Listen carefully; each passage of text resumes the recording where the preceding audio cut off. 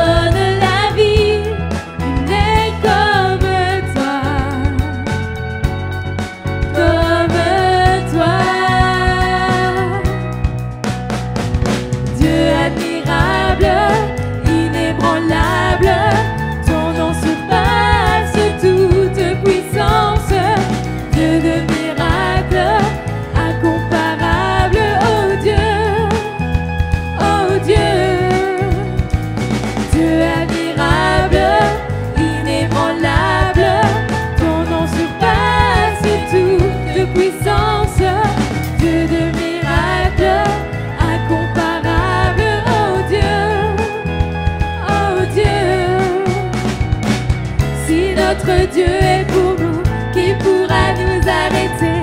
Et si Dieu est avec nous, qui sera contre nous? Si notre Dieu est pour nous, qui pourra nous arrêter? Et si Dieu est avec nous, qui sera contre nous?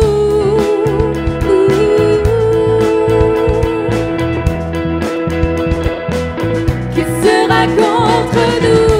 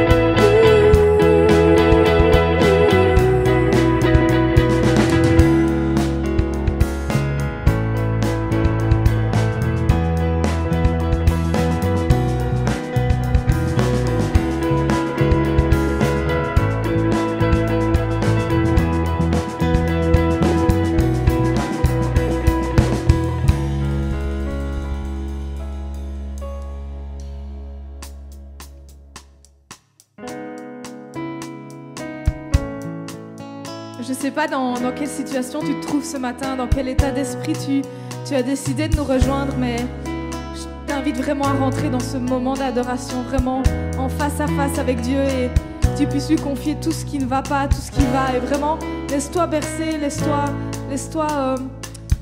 embraser, laisse-toi simplement guider par ce qu'il a à te dire ce matin. Je t'encourage, emmène-moi, Père. Emmène-moi dans tes bras d'amour, Père. Seigneur, je viens à toi pour déverser mon cœur. Seigneur, entends mon cri. J'ai besoin de toi.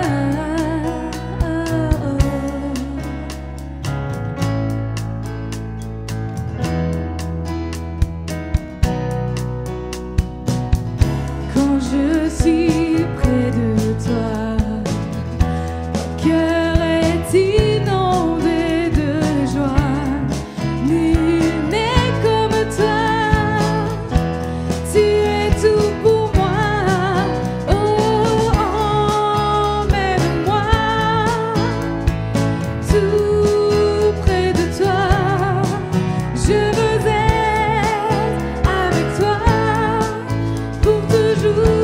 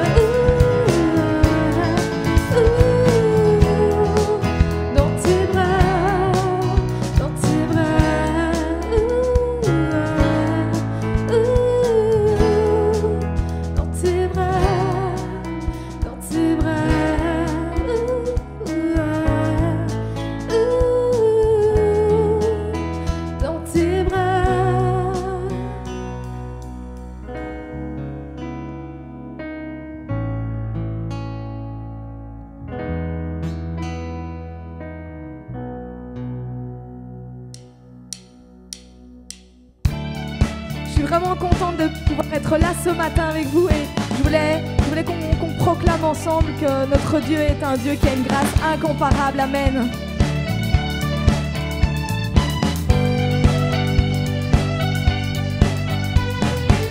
Qui brise le pouvoir du mal de la mort, qui aime d'un amour si puissant, si fort, c'est le roi de gloire, il est le roi des rois. Qui secoue la terre par un saint tonnerre, qui nous émerveille par tant de mystères, c'est le roi de gloire, il est le roi des rois. Incomparable, quel amour infini, que tu aies pris ma croix, que tu sois mort pour moi, tu as payé le prix pour qu'enfin je sois libre. Oh Jésus, je te chante pour ce que tu as fait.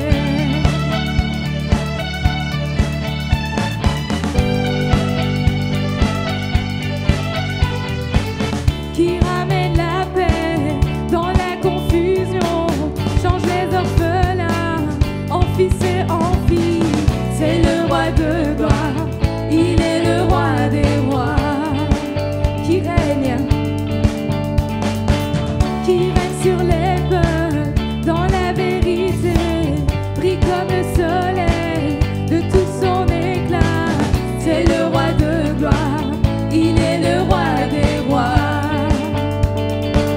Quelle grâce incomparable, quel amour infini, que tu aies pris ma croix, que tu sois mort pour moi, tu as payé le prix pour qu'enfin je sois libre. Oh Jésus, je te chante pour ce que tu as fait. Digne est l'agneau immolé, digne est le roi vainqueur sur la mort, digne est l'agneau immolé, sur la mort, digne est l'agneau immolé, digne est le roi vainqueur sur la mort, digne est l'agneau immolé, digne est le roi vainqueur. Quelle grâce incomparable, quel amour infini, que tu aies pris ma croix, que tu sois mort pour moi, tu as payé le prix pour qu'enfin je sois libre. Oh Jésus, je te chante pour ce que tu as fait. Quelle grâce incomparable, quel amour infini, que tu aies pris ma croix, que tu sois mort pour moi, tu as payé le prix pour qu'enfin je sois libre. Oh Jésus, je te chante pour ce que tu as fait.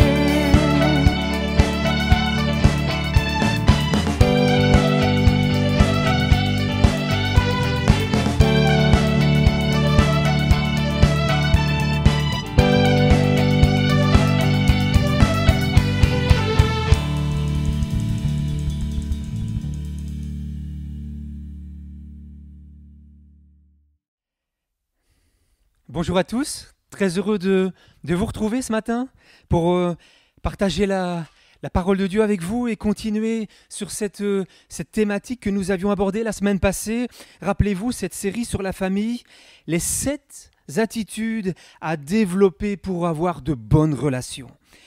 Je vais le formuler autrement, les 7 erreurs à ne pas commettre avec vos adolescents. Alors nous avions pris comme modèle le Seigneur. Rappelez-vous, dans Luc chapitre 2, ce verset nous disait, le dernier verset du chapitre, « Jésus continuait à grandir, son intelligence s'affinait, il se rendait toujours plus agréable à Dieu et aux hommes. » Alors, on avait vu que ce passage nous parlait des 4 domaines de la vie, le domaine physique, il nous parle du mental, il nous parle du spirituel et il nous parle du social. Et on voit ici que Jésus grandissait dans ces 4 domaines. Et vous avez remarqué, si vous lisez un peu avant et un peu après, ce verset nous parle de l'adolescence du Seigneur. Avoir un adolescent comme ça, qui grandit, qui se développe, waouh, on aimerait vivre ça. Et nous avions vu que c'était important. C'était important que nos gars et nos filles puissent s'appuyer sur des valeurs solides afin de devenir des jeunes adultes équilibrés, confiants, bien dans leur peau et bien dans leur basket. Mais ça ne vient pas tout seul. Ça ne vient pas tout seul, nous devons être intentionnels. Et nous avions vu la fois passée, les 2 premiers points. 2 premiers points qui touchaient à la personnalité et à l'identité. Le premier point que nous avions vu, c'était l'erreur de ne pas laisser l'adolescent développer une identité personnelle. Le premier piège à éviter. L'importance d'autoriser nos enfants à être eux-mêmes, à savoir encourager leur personnalité. Les aider à suivre leur chemin et non pas nos rêves à nous. Rappelez-vous de ce passage dans les Proverbes qui nous disait « Éduque l'enfant d'après la voie qu'il doit suivre » ou encore « Oriente un enfant selon son inclination » et aller à l'encontre de l'inclination de la personne, nous l'avions vu, amène le dysfonctionnement, amène le sentiment de rejet. Deuxième point que nous avons abordé la semaine passée, l'erreur de ne pas insister sur l'essentiel, mais sur les points secondaires. Alors, je n'ai pas dit qu'il ne fallait pas faire obéir les enfants. On parle d'adolescents ici. À l'adolescence, notre rôle change. Alors, quels sont les points essentiels sur lesquels mettre son énergie ? Nous en avons cité plusieurs et nous avions vu que tout avait un lien avec la construction de son image, l'image que l'enfant aura de lui-même, l'estime de soi. Alors, c'est clair que aucun parent n'est parfait. Les nôtres ne l'étaient pas non plus. Et nos constructions intérieures, parfois, ont été partielles, ont été même, malheureusement, dans certains cas, absentes. Mais nous avions vu, pour terminer, que nous avons ce privilège de connaître le Père Céleste. Nous avons ouvert notre cœur au Seigneur. Et à partir de ce moment-là, lui commence une œuvre de réparation dans nos vies. Et il nous donne la force pour ne pas reproduire les mêmes erreurs. Alors après le partage ensemble, il y a un parent qui me partageait sa pensée et me disait on ne peut donner que ce qu'on a. On ne peut donner que ce qu'on a reçu. On compose avec ce qu'on a et ce qu'on est. Et c'est bien vrai. Ceux qui souffrent de ces manques ont probablement eux-mêmes été rejetés et risquent de transmettre ça à leurs enfants. Et ça me fait penser à un passage dans Nombre où il nous parle que les péchés des parents sont transmis jusqu'à la 3e et la 4e génération. Alors que veut dire le péché? Le péché, on sait que c'est rater la cible, manquer le but. Et le but des parents, c'est justement de fournir des constructions solides. Nous avons un rôle important. Et si je rate ce but, si je rate, je manque la cible, eh bien, les conséquences vont être tragiques et vont se répéter. Mais avec le Seigneur, eh bien, nous pouvons casser le cycle. Nous pouvons mettre un terme à cette spirale parce qu'il y a une œuvre de réparation en nous. Si nous décidons, parce que maintenant nous sommes devenus des adultes et nous devons accepter d'être renouvelés. Nous devons prendre la décision d'entrer dans ce combat. Et ce n'est pas facile. Et par expérience, je peux vous dire que, avec l'équipe pastorale, on se rend compte que, certains ne veulent pas entrer dans ce combat. Ou certains entrent dans ce combat à la vitesse de l'escargot.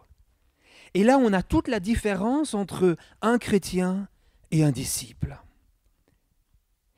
Alors, les premiers points que nous avions vus ensemble avaient attrait à la personnalité et à l'identité.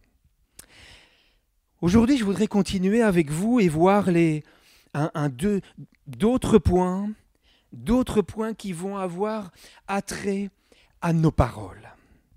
Alors, le troisième piège dans lequel nous ne devons pas tomber, c'est l'erreur de ne pas leur communiquer notre approbation et notre acceptation.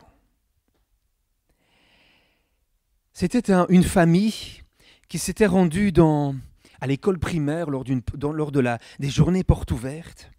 Et là, ils ont eu l'occasion de voir les bricolages qui ont été confectionnés par leurs enfants.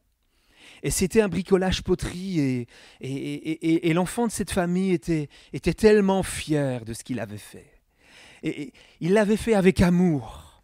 Et à la sortie de cette journée, ils ont chacun pu reprendre leur bricolage et voilà ce petit gars avec son bricolage à la sortie et puis je ne sais pas ce qui se passe, il trébuche, il tombe et puis il fait tomber son bricolage et il casse. Et il est en pleurs, ce petit gars. Il est en pleurs, il est inconsolable. Et les parents essayent de le consoler, le prennent dans leurs bras. Et puis à un certain moment lui disent « Mais ce n'est rien, ce n'est qu'une assiette, ça n'a pas d'importance. » Alors on peut être maladroit dans nos paroles, parce que cette assiette, elle avait beaucoup d'importance. C'était sa créativité, c'était sa réalisation. Il aurait été plus adroit de dire « Oh, comme c'est dommage, comme ça nous rend triste, on va essayer de le réparer à la maison. » Quand votre gars est au sport et qu'il a réussi quelque chose de fantastique, peut-être qu'il a marqué un but, ou peut-être qu'il a empêché l'adversaire de marquer un but. Il se retourne dans les gradins et puis scanne du regard la foule en espérant croiser votre regard et vous voir faire ça. Les jeunes ont besoin d'être soutenus. Notre soutien va les aider et les motiver à aller de l'avant et à grandir. Alors, ne rien dire, ce n'est pas mieux que de dire des bêtises. Quelqu'un disait que le contraire de l'amour, c'est pas la haine, c'est l'indifférence. Quand les parents ne se déplacent jamais pour aller voir la construction de Lego de leur gars, pour admirer le coloriage de leur fille, pour aller écouter à l'école, à la porte ouverte, la chanson qu'ils ont appris. Eh bien, ils créent l'atmosphère négative du rejet. Et puis plus tard, ils viennent à dire « Mon ado, il ne partage plus rien. » Mais c'est normal, il se protège. Combien sont en attente d'encouragement et de soutien, mais ont reçu des paroles de mort qui les ont blessés, qui les ont tués. Qu'est-ce que Jacques nous dit dans la parole? Au chapitre 3, nous le lisons ensemble. Jacques chapitre 3, verset 6, il nous dit « La langue, elle est comme un feu. Elle est tout un monde de mal. Elle est là parmi les autres organes du corps et elle est capable de souiller notre être entier. Allumée au feu de l'enfer, elle peut enflammer toute notre existence et mettre le monde en flammes. L'homme est capable de dompter toutes sortes de bêtes sauvages. Mais personne n'arrive à dompter parfaitement sa langue. C'est un fléau impossible à maîtriser, un réservoir plein de venin mortel. Tantôt nous nous en servons pour chanter les louanges du Seigneur, notre Père. Tantôt nous l'utilisons pour maudire les hommes créés à l'image de Dieu. Ainsi de la même bouche sortent bénédiction et malédiction. Et qu'est-ce que Jacques nous dit ? Mes frères, il ne devrait pas en être ainsi. Combien de paroles de mort ont été reçues et ont fait son effet. Dans les Proverbes, il nous est dit au chapitre 12, verset 18, « Celui qui parle à la légère blesse comme une épée, tandis que la langue des sages apporte la guérison. » On a tous besoin d'une petite tape dans le dos. Je me rappelle, j'étais aux études. Et un jour, dans l'auditorium, le prof nous a donné un exercice à réaliser, assez compliqué. Et je me rappelle, j'ai trouvé le filon, l'astuce pour résoudre l'exercice. Et puis, je me suis dépêché, je l'ai clôturé, et avec beaucoup de fierté, je me suis redressé, et j'ai mis la copie devant moi. Et j'étais justement sur le bord du passage, et le prof passe, et puis il s'arrête à ma hauteur, il voit que j'ai fini, il regarde, et puis il s'écrie « Mais c'est faux donc !» C'est vrai que dans ma précipitation, j'avais clôturé avec une erreur du style 2 + 2 = 2. Mais tout le reste, le développement, et je me suis dit, la prochaine fois, je garde ça pour moi. Alors dire à son enfant, « Waouh, je suis fier de toi. C'est du très bon boulot ce que tu as fait. Je suis si heureux que tu sois mon enfant. » Eh bien, ça va lui procurer plus de soutien et d'encouragement que tout ce que vous pourriez faire. Les Proverbes nous disent, chapitre 18, verset 21, « La langue a pouvoir de vie et de mort. » Cette petite phrase, « Je suis fier de toi », eh bien, elle renferme une puissance extraordinaire. Mais il faut pouvoir la dire et pas seulement la penser.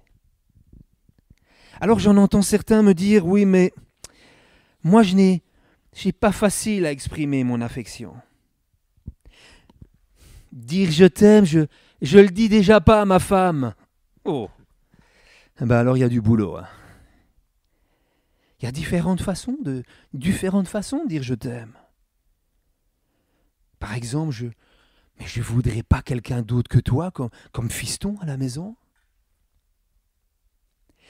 Un pasteur était en tournée et il avait été reçu ces quelques jours dans une famille où il y avait 3 garçons à la maison.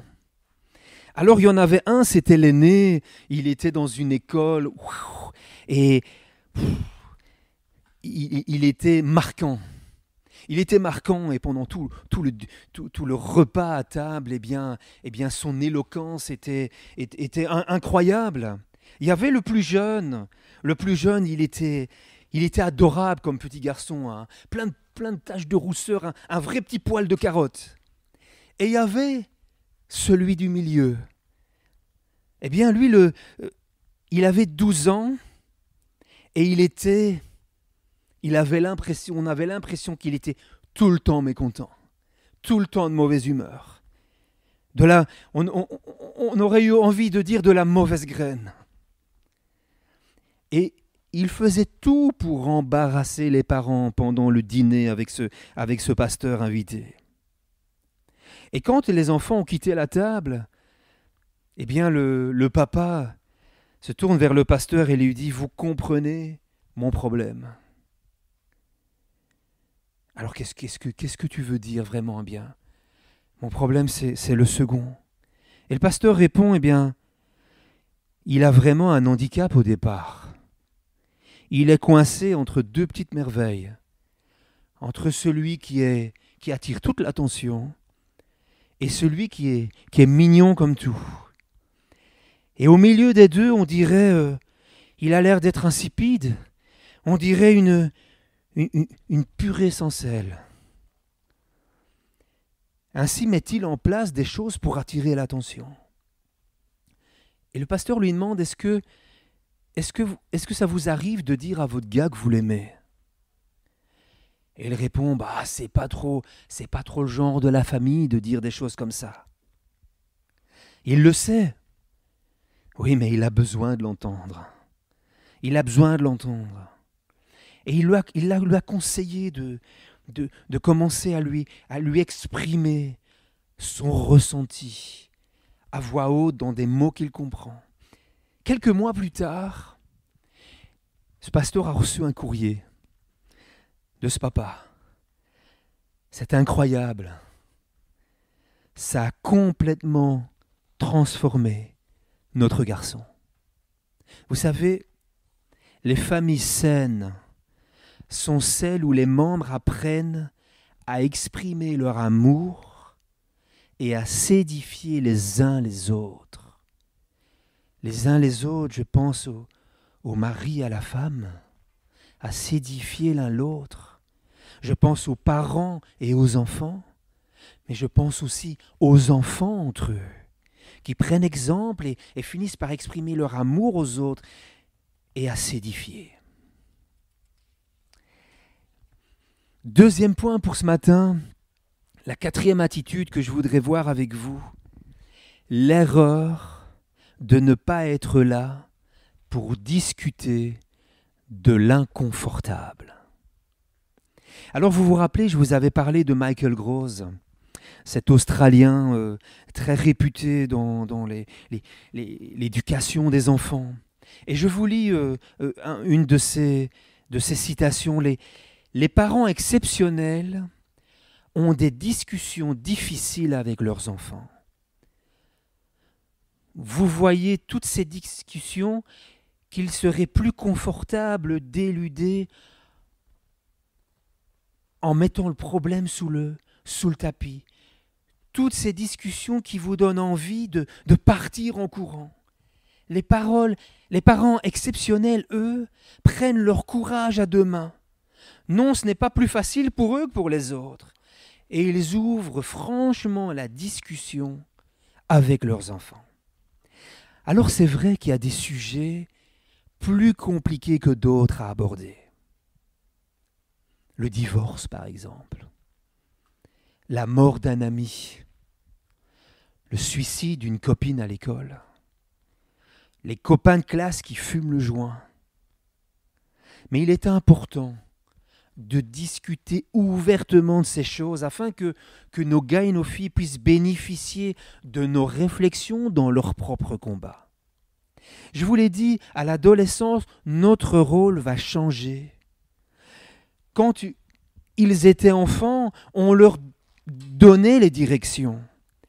Maintenant, ils sont ados, on va devoir leur expliquer les raisons de nos attentes. Cette faculté de dialoguer, elle fait partie des dons que Dieu nous a donnés. Dieu nous a créés avec cette capacité de penser et de raisonner. Je vous donne un exemple. Tant que tu vivras sous mon toit, tu feras comme j'ai dit. C'est moi qui paye les factures. Quand tu auras ta maison que tu paieras les factures, alors tu feras comme tu veux. Mais tant que tu es ici, eh bien c'est moi qui décide, on ne discute pas et on fait comme j'ai dit. Est-ce que c'est la meilleure manière de répondre à leur pourquoi? Alors quand ils ont 10 ans, qu'ils ont 50 cm en moins que vous, qu'ils ont 50 kilos en moins, ça a l'air de fonctionner. Connaissez l'histoire de cette maîtresse d'école qui, à un certain moment, demande au gars « Johnny, assieds-toi ». Et Johnny dit « Il reste debout ». « Johnny, je te demande de t'asseoir à ta place ». Et Johnny ne bouge pas. Et puis, à un certain moment, eh bien, elle se déplace de toute sa hauteur, elle arrive vers lui, et à ce moment-là, il finit par s'asseoir. Et puis, il lève les yeux et il lui dit « Je suis assis en apparence, mais à l'intérieur, je suis debout. Alors lorsqu'un ado nous questionne, et vous allez découvrir, c'est une période où ils excellent dans ce domaine. Quand ils commencent à vous questionner, à remettre tout en question, c'est pas forcément pour pinailler, c'est pas forcément pour remettre votre autorité en question, c'est pas forcément pour désobéir. Mais ils veulent savoir d'où nous tenons nos infos, pourquoi nous croyons ceci, pourquoi nous voulons qu'ils fassent certaines choses. Ils ont besoin d'apprendre à juger par eux-mêmes. Ils veulent des réponses de la part de leurs parents. Et ça, c'est hyper fatigant. Je me rappelle avec ma mère. Je la vois encore, elle était devant son évier en train de faire la vaisselle. J'ai l'impression que c'était son passe-temps favori. Et pendant toute l'heure où elle faisait la vaisselle, moi je m'asseyais derrière elle dans le fauteuil et je commençais les débats. D'ailleurs, j'ai gardé cette habitude et quand on allait dans des dîners de famille, eh bien nous continuions nos débats. Et mon épouse, ma sœur et mon père se regardaient. Ça y est, c'est mal parti pour aujourd'hui. Mais en tout cas, là, dans mon adolescence, je commençais des débats sur des sujets difficiles. Et lorsque j'étais convaincu, par exemple, à 95% de quelque chose, il me manquait 5% pour pouvoir être convaincu complètement, avoir toutes les réponses à certaines questions sur un sujet, eh bien, je mettais toute ma force dans ces 5%. Et je débattais avec elle comme si quelque part j'étais entièrement convaincu. Mais j'avais besoin des 5%. Et elle est avec douceur, avec patience. Elle m'expliquait, elle essayait de donner des arguments. Et puis elle disait « Mais Laurent, mais qu'est-ce que tu me racontes là ?» Et moi, des choses. Vous voulez que je vous dise un sujet dont je me souviens? Pourquoi un chrétien ne pourrait pas fumer le cigare? C'était un exemple. Et je venais avec des arguments. Et elle essayait de me répondre. Ça demande du temps. Ça demande de s'ouvrir, de se dévoiler parfois. Mais je me rappelle son ouverture et sa patience m'a permis de me construire et d'aller plus loin. Alors, je voudrais aborder avec vous quelques sujets délicats, quelques exemples, des sujets importants. Par exemple, lorsqu'il s'agit d'un divorce. Les ados ont besoin de parler de la rupture avec leurs parents. Certains pensent être responsables de ce qui se passe et traînent, ils ont un poids énorme sur eux et traînent une culpabilité immense. Ils se souviennent peut-être d'avoir un certain moment où un des parents s'est mis dans une colère suite à quelque chose qu'ils avaient dit et puis quelque temps après, eh bien ce parent a quitté la maison et ils ont l'impression que c'est de leur faute. Après un divorce, il est important de prendre du temps de parler avec votre gars, votre fille. Parler, discuter de l'inconfortable. Partagez honnêtement ce que vous ressentez, sans remettre la faute sur l'autre, sans rabaisser l'autre, mais simplement partagez votre ressenti, parce que eux, ils vont vivre les conséquences de votre choix. Ils ont le droit de comprendre. Ils ont été éjectés de ce rocher solide qui est l'amour parental et ils ont droit à des réponses honnêtes concernant leurs questions profondes. Alors peut-être qu'ils vont vous accuser, peut-être dans leur douleur, mais expliquez ou simplement écoutez. Deuxième sujet, il peut s'agir de la foi. Vos enfants vont venir vous parler de choses, mais il y a des choses qui ne sont pas faciles à comprendre dans la parole, dans la Bible. Et il y a parfois des bonnes questions qui sortent, mais ce n'est pas pour ça qu'ils manquent de foi. Vous savez, la foi, c'est pas tout comprendre, la foi, c'est de maintenir sa confiance en Dieu, malgré les choses qu'on ne comprend pas, malgré la confusion, malgré les injustices qui nous paraissent apparentes. C'est maintenir notre confiance en Dieu. C'est ça la foi. Et parfois, il peut arriver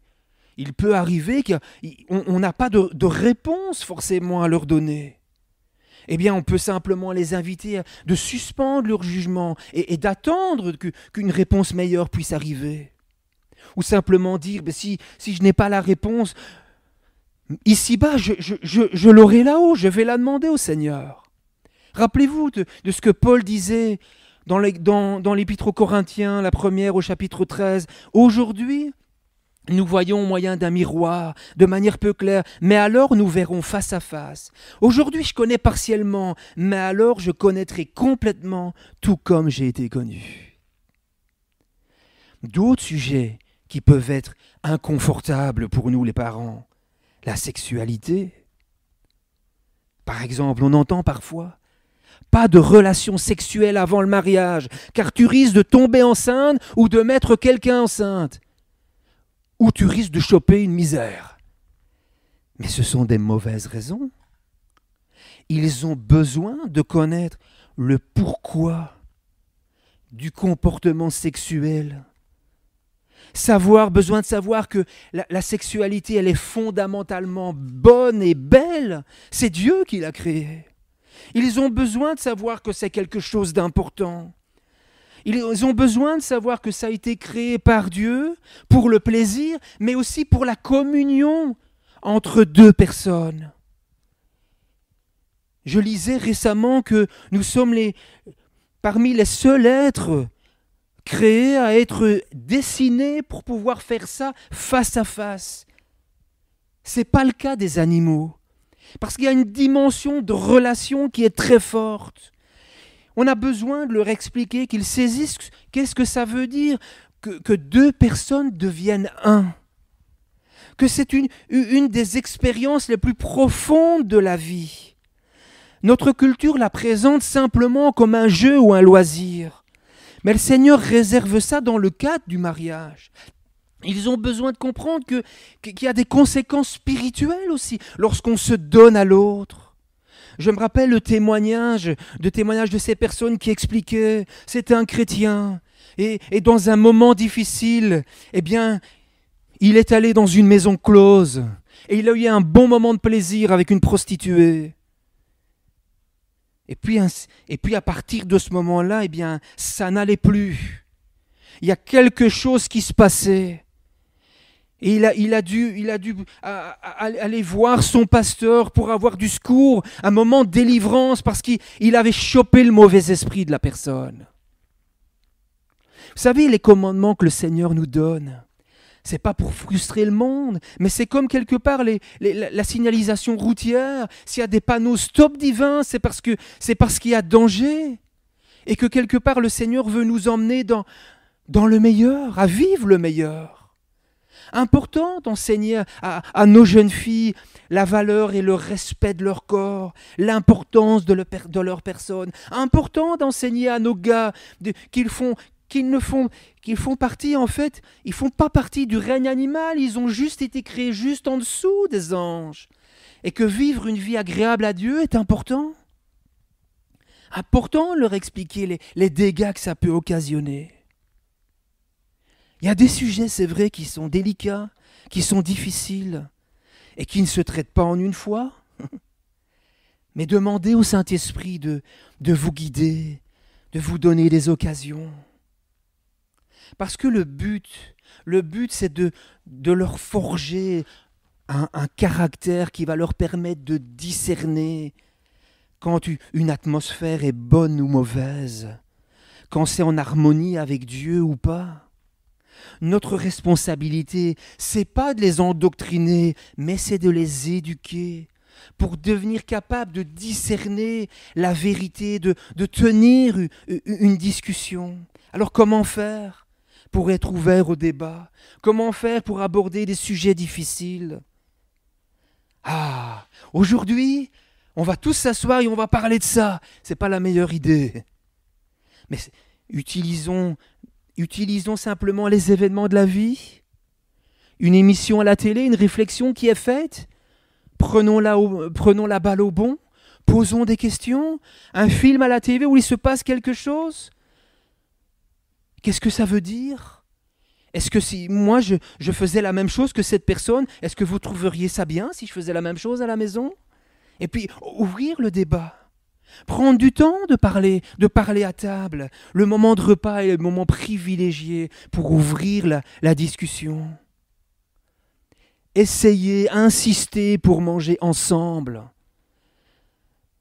C'est à proscrire que chacun prenne son repas et aille manger devant son écran. Mais soyez tous assis ensemble pour partager vos opinions. Qu'est-ce que vous pensez de ça ? Et puis commencez d'abord par le plus petit. Commencez pas par le plus grand, il va tuer le débat tout de suite. Mais commencez par le plus petit à fur et à mesure, et puis le débat va s'enrichir avec la connaissance de chacun. Commencez par un sujet facile. Le voisin d'à côté s'est disputé avec l'autre voisin, il a appelé la police. Qu'est-ce que vous pensez de ça ? Si il était venu nous dire la même chose, comment aurions-nous dû réagir ? Le Seigneur nous demande d'être des artisans de paix. Qu'aurons-nous fait ? Aurons-nous appelé la police aussi ? Des choses faciles.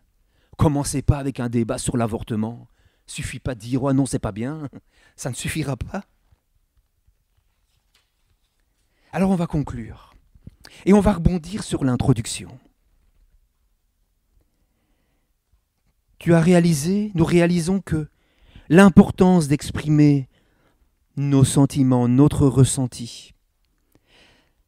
Tu as peut-être réalisé que c'est ce qui te manque pour bâtir ce solide socle sur lequel ta famille va pouvoir s'affermir. Peut-être que c'est dur pour toi, parce qu'on ne t'a jamais appris. Quand tu fais le bilan de ton passé, tu te dis mais moi j'ai été plus blessé, plus tué qu'encouragé par tout ce qu'on m'a dit. Peut-être que tu vas te dire oui, mais moi à mon âge, est-ce que c'est encore possible de grandir ? Il est important de pouvoir exprimer réellement ce qu'il y a à l'intérieur. Mais ça va te demander de te dévoiler. Peut-être que depuis des années, tes dires, tes réactions, tes réponses ne correspondent pas du tout à ce que tu ressens.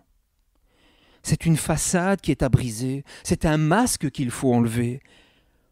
Tu as besoin de vivre dans la vérité, de t'exprimer avec vérité. Je vous partage ce verset de Paul aux Éphésiens au chapitre 4, où il nous est dit « On vous a enseigné à vous débarrasser du vieil homme, qui correspond à votre ancienne manière de vivre, à vous laisser renouveler par l'Esprit dans votre intelligence, et à vous revêtir de l'homme nouveau, créé selon Dieu, dans la justice et la sainteté, que produit la vérité. C'est pourquoi, vous débarrassant du mensonge, dites chacun la vérité à votre prochain, car nous sommes membres les uns les autres, et ne laissez aucune place au diable. Il est le père du mensonge. Au verset 29, qu'aucune parole malsaine ne sorte de votre bouche, mais seulement de bonnes paroles qui, en fonction des besoins, servent à l'édification et transmettent une grâce à ceux qui les entendent. N'attristez pas l'Esprit de Dieu, le Saint-Esprit de Dieu, par lequel vous avez été marqués d'une empreinte pour le jour de la libération. Que toute amertume, toute fureur, toute colère, tout éclat de voix, toute calomnie, toute forme de méchanceté disparaissent du milieu de vous. Soyez bons et pleins de compassion les uns envers les autres. Pardonnez-vous réciproquement comme Dieu nous a pardonnés en Christ. Ce passage nous parle d'un christianisme pratique. Et ce passage, il a un reflet particulier dans ce contexte que nous venons de partager ensemble. Dissimuler ce que tu penses, c'est du mensonge. Mais être vrai, eh bien, c'est être agréable au Seigneur. Juste un petit exemple pour être sûr de bien être compris. Et puis je prie. Si quelqu'un que tu apprécies te dit « Ben, je ne t'apprécie pas », tu auras deux façons de réagir. Soit tu vas être en mode autodéfense. « Oh ben si tu savais, moi non plus je ne t'apprécie pas. » Soit tu vas être en mode vérité. « Ce que tu me dis, ça me fait beaucoup de mal, parce que moi je t'apprécie beaucoup. »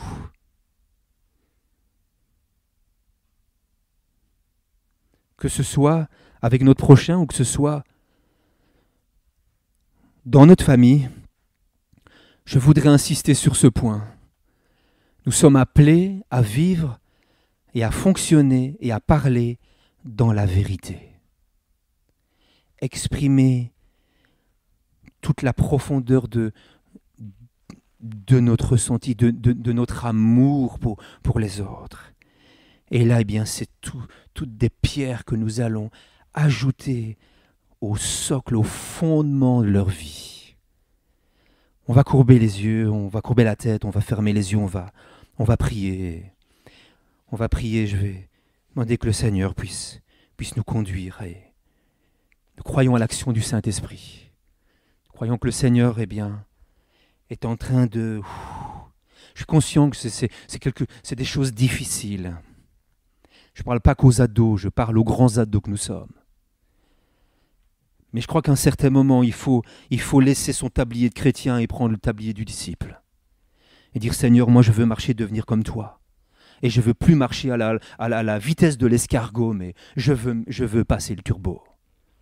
Et je veux devenir eh bien, comme nous l'avons lu dans Éphésiens. Je veux me débarrasser de l'ancien. Je veux revêtir le nouveau. Bénis ta parole, Seigneur, dans nos cœurs et dans nos vies. Je te demande que tu puisses, Seigneur, eh bien, accompagner cette parole et continuer ton œuvre dans le cœur de chacun. Je te remercie, Seigneur, je te remercie pour tout et je te remercie, Seigneur, de ton enseignement, Seigneur, de ce matin. Je demande que tu nous aides à aller plus loin et que, Seigneur, tu nous fasses grâce dans nos manquements. Tu nous donnes la force de pouvoir, Seigneur, peut-être reprendre un nouveau départ dans certains domaines et de pouvoir bâtir avec toi de nouvelles choses. Sois béni, sois loué, Père, dans le nom de Jésus. Amen. La lune me glace et le soleil menace, créateur des étoiles. Mon secours est en toi. Si mes larmes ruissellent et que mon pas chancelle, créateur de la terre, mon secours est en toi.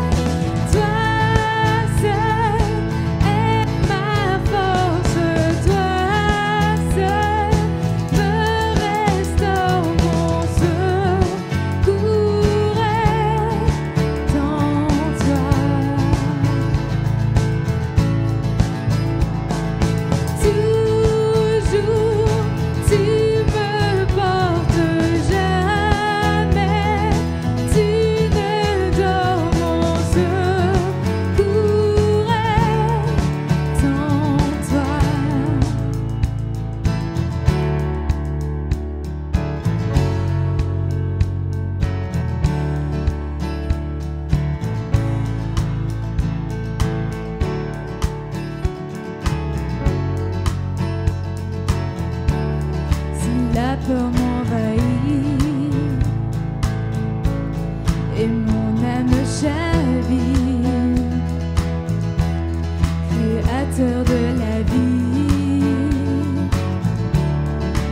secours est en toi.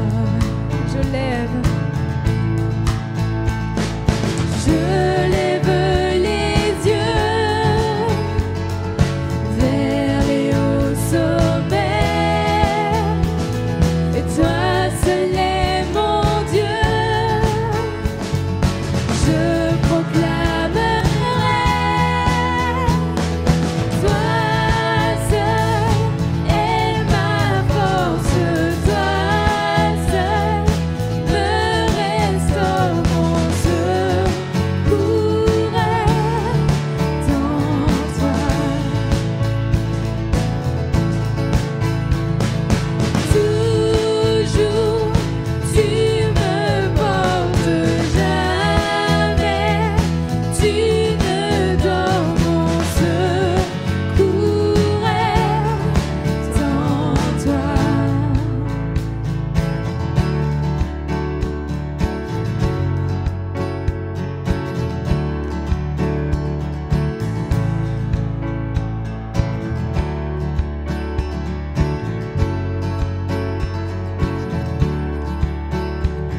Ta victoire, mon espoir, ton chemin, mon destin, ton salut, mon refuge, tout est en toi. Ta victoire, mon espoir, ton chemin, mon destin, ton salut, mon refuge, tout est en toi. Ta victoire, mon espoir, ton chemin, mon destin, ton salut, mon refuge, tout est en toi. Ta victoire, mon espoir, ton chemin, mon destin, ton salut, mon refuge, tout est en toi.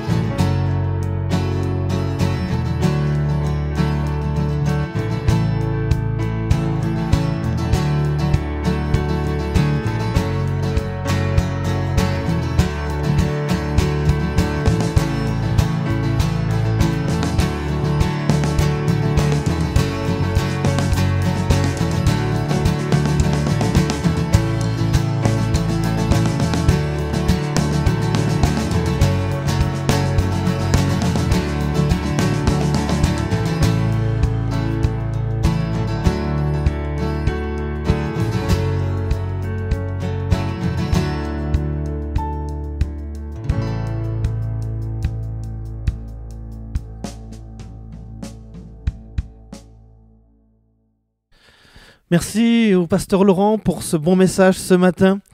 Alors on se réjouit, on a hâte d'être dimanche prochain pour entendre la suite et la fin de cette série. Mais on comprend déjà l'importance du rôle des parents. Et c'est pas bien quelque chose de facile. Il y a peut-être une œuvre, comme cela a bien été dit encore ce matin, une œuvre de réparation qui doit prendre place en nous afin de pouvoir exercer ce rôle bien comme il se doit, faire attention aux erreurs à ne pas commettre et oui, on a besoin d'apprendre. Il y a des choses qui sont difficiles. Pouvoir dire je t'aime, c'est quelque chose qui pour moi a été difficile et que j'ai dû apprendre avec le temps. Et puis bien voilà, il faut que l'œuvre de Dieu se fasse, que la guérison prenne place. Et est-ce possible de grandir? Eh bien, moi je crois qu'il est possible de grandir. Et effectivement, encore aujourd'hui, avec l'aide et le soutien de Dieu. Tu as parlé tout à l'heure et j'ai beaucoup aimé cela quand tu as parlé de l'indifférence comme étant le contraire de l'amour. On dit souvent que le contraire de l'amour, c'est la haine, mais j'ai trouvé cette notion très intéressante, l'indifférence, comme étant le contraire de l'amour. Et je me faisais cette réflexion alors qu'on va prendre le repas du Seigneur dans quelques instants. Si Dieu était resté indifférent après la chute, si Dieu était resté indifférent par rapport à nous, par rapport à Adam et Ève, que se serait-il passé? Que se serait-il passé? On sait que la Bible nous dit que le salaire du péché, c'est la mort. Et si Dieu s'en était tenu à cela, en disant, voilà, bien, vous avez désobéi, bien, maintenant c'est la mort. Point barre. Terrible, terrible, terrible. Mais dans son amour, Dieu n'est pas resté indifférent. Parce que si le salaire du péché, c'est la mort, la Bible nous dit aussi que le don gratuit de Dieu, c'est la vie éternelle en Jésus-Christ.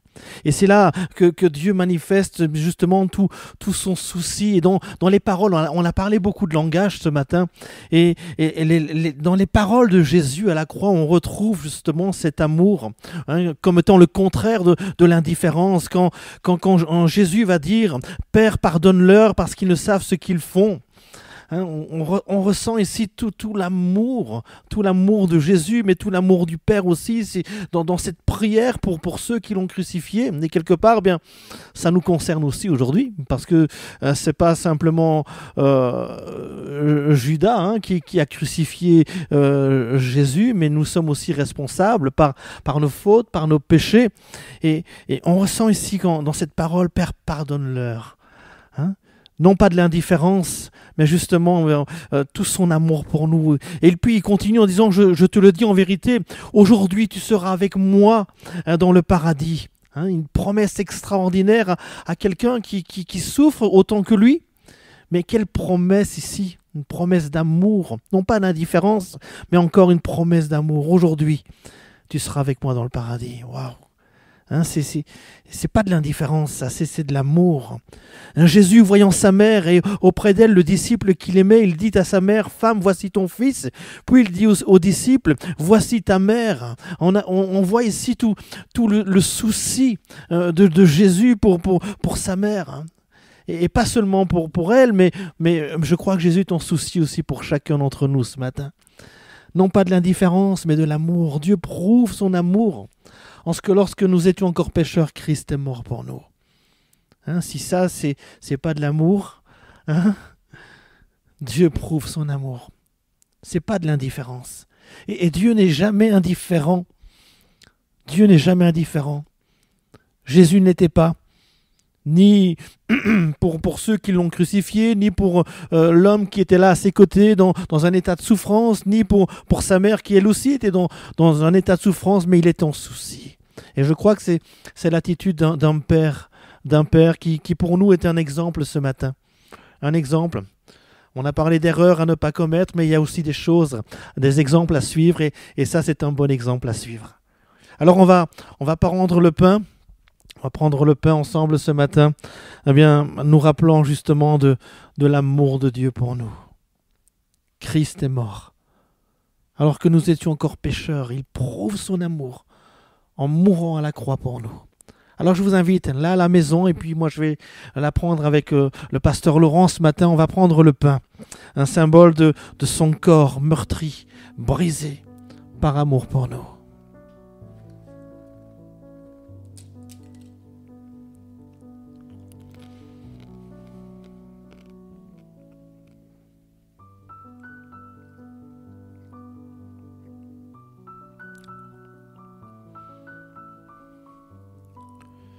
On se rappelle aussi de son sang qui a été versé ce matin. Le sang de Jésus. La Bible nous dit que sans effusion de sang, il n'y a pas de pardon. Et si Jésus a pu prononcer cette parole très forte en disant « Père, pardonne-leur », eh bien c'est justement parce que son sang a coulé. Son sang a coulé par amour pour vous, par amour pour moi, par amour pour chacun d'entre nous. Alors bien, ensemble, nous prenons maintenant la coupe, symbole de son sang qui était versé pour le pardon de nos péchés.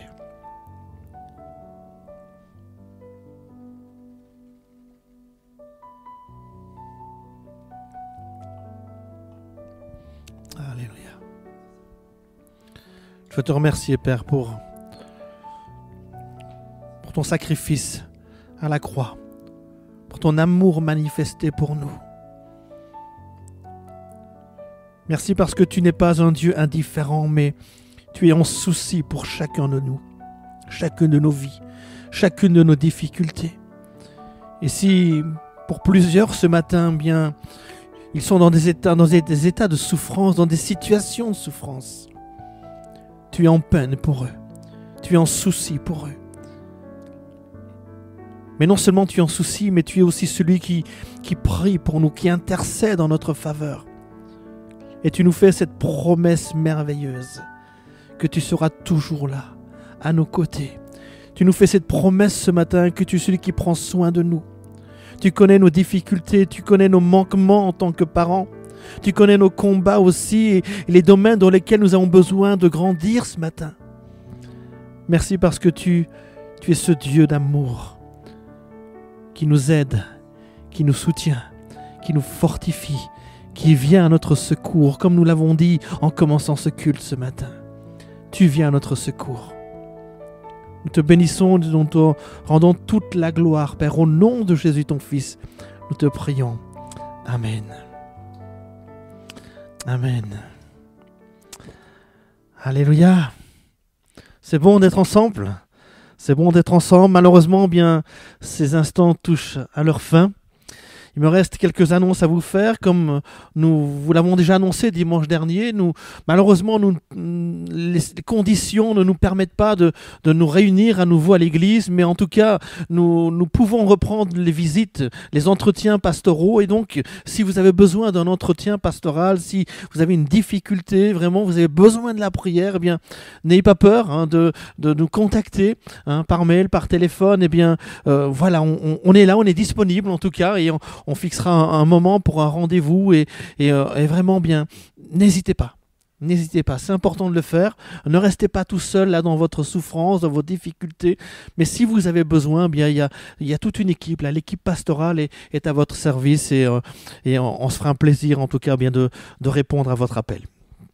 Je vous rappelle, les offrandes, on continue à être fidèles dans ce domaine en versant nos offrandes sur le compte et le numéro s'affiche maintenant en bas de l'écran.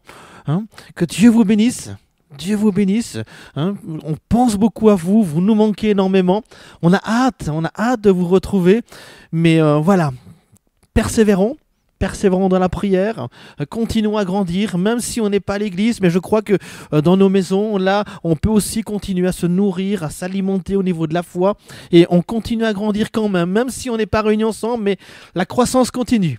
La croissance personnelle, la croissance de l'Église, et puis bien, on verra les résultats de tout cela lorsque nous rassemblerons à nouveau. Moi, je m'imagine déjà et je vais être surpris. Je crois que je vais être surpris en voyant bien comment vous aurez pris soin de vous spirituellement, surtout spirituellement, et puis bien de voir comment vous avez évolué, comment vous avez grandi, et on rendra gloire à Dieu pour tout cela.